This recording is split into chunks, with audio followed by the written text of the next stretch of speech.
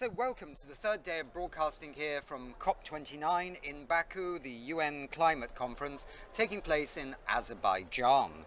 And welcome also to my colleague Catarina, Rolfsdotter-Jansson, who's arrived here on the Caspian Sea to be with us for the rest of this show and next week. So fantastic. It's great to be here, and I'm really looking forward to the sessions today, especially one, if I can single them out. The first one is about how data centers can actually help create sustainable cities, and the second one is about how we make sure that the labor force, the workforce, is ready for this green transition. So this is really exciting. Of course, we continue with the methane. Yes, absolutely. I'm also looking forward to this day as well because we're carrying on with the methane show, the Buy More Time show, and other short-lived climate pollutants. Ingmar, Rentzhog, the CEO and founder of We Don't Have Time. Why is this all so important?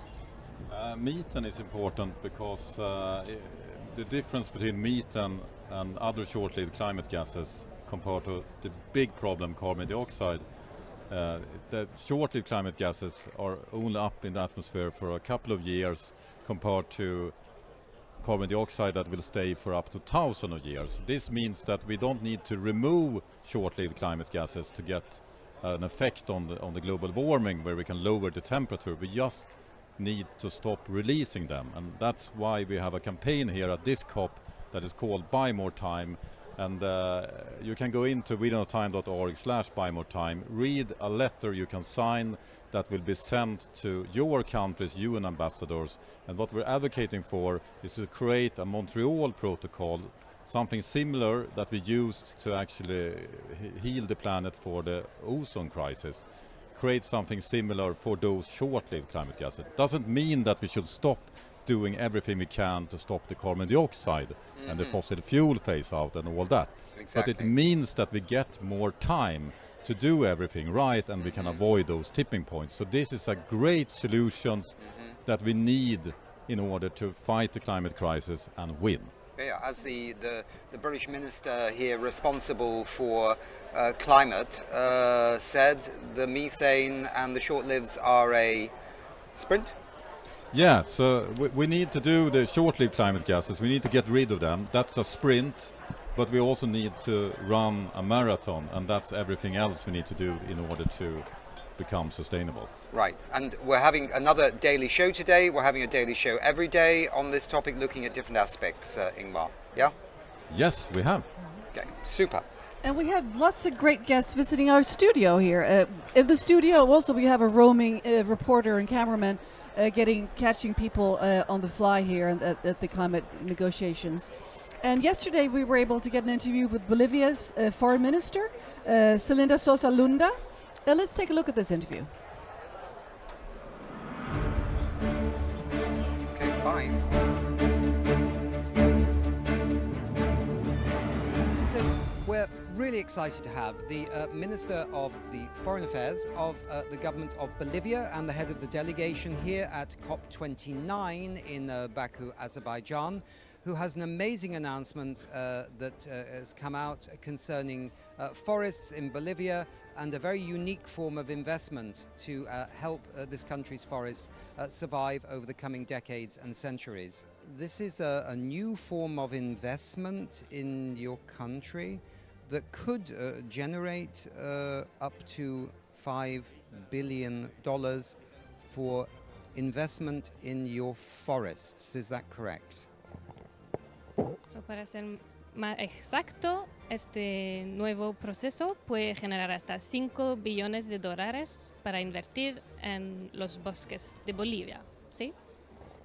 Si estamos conscientes, nosotros consideramos que este plan de emergencia que va a implementar el gobierno es un plan ambicioso, que queremos realmente ir a recuperar la fauna y la flora, que realmente hemos perdido muchos millones de árboles. Entonces, para nosotros el manejo de un plan forestal y que nos permita reducir las emisiones de carbono, es por eso que queremos usar esta plataforma del SADAR que nos dará precisiones, el 100% de cuánto de carbono vamos a reducir vamos a medir lo que existe sobre todo en la Amazonía boliviana, que todavía se constituye uno de los pulmones más importantes para Bolivia, y es por eso importante para nosotros trabajar en esta línea y la decisión que ha tomado el gobierno nacional.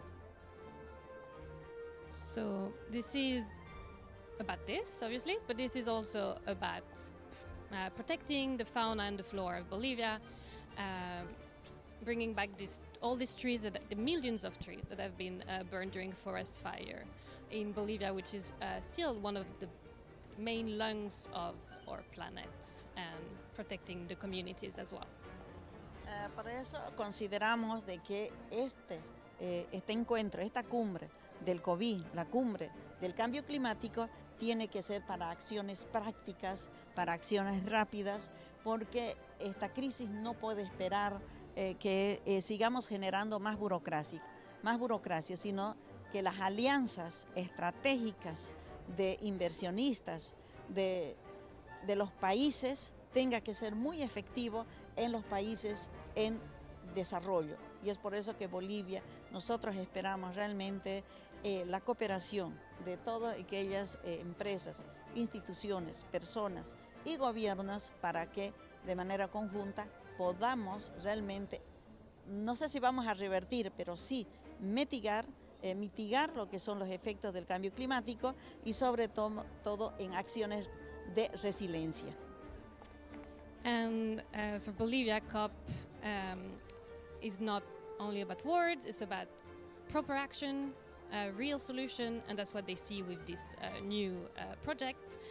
And because they think we don't have time actually to wait, and that we need to bring everyone together, the state actors, the people doing investment, and civil society all together, and take action. Tell us just very briefly, so what is special about this financial instrument connected with this sum of $5 billion? This is a one-of-a-kind. This is the first large-scale sovereign carbon transaction that will be issued as a security. So it will be regulated in the US market, and it will appear and be allowed to be on people's balance sheets in a different fashion, and a fashion that will make it very attractive to hold for the investor.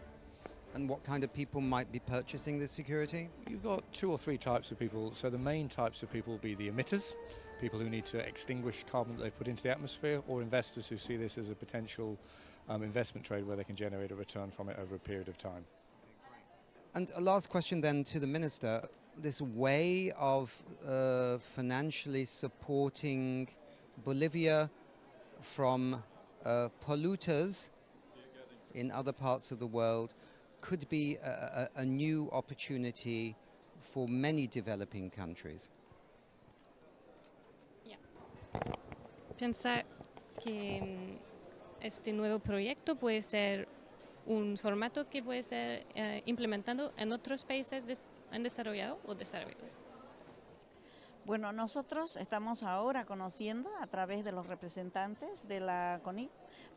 Es una plataforma, es una herramienta que realmente nos va a permitir poder usar lo que es en el tema de la implementación de este plan de forestación y la medición de la emisión de los gases de carbono. Con toda seguridad que vamos a buscar otras experiencias que se hayan implementado también en otros países, ¿no? Porque consideramos que todas aquellas experiencias avanzadas pueden ser muy valiosas para nuestros procesos. No siempre hay que inventar cada vez que podamos la pólvora, contar con las experiencias que existen también.